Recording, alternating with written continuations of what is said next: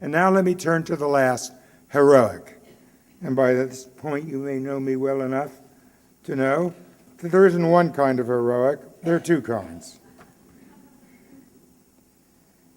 Now, if you like, heroic is altruism with a risk. Immediate heroic compassion is when, without thought, you jump into the subway and rescue someone. It's impulsive. You jump into the lake. Now, I've never been in the situation to know whether I have it. But there are lots of people who stood on that subway platform who didn't move. We've got to find out what's the difference. Because what we do know is the ones who have it didn't get taught it was there. How to get there?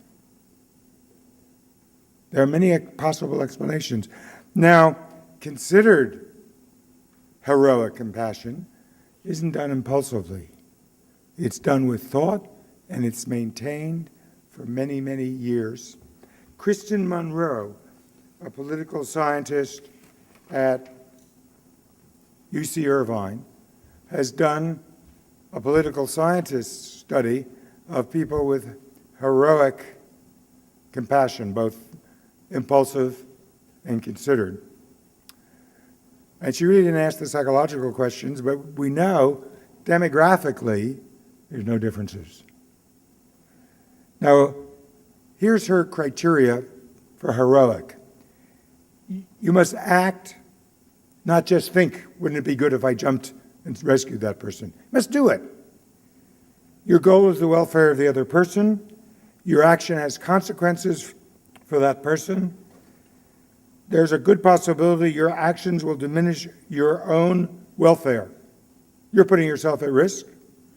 You have no anticipation of reward or recognition. She found a lot of people. I mean, not thousands, but more than dozens.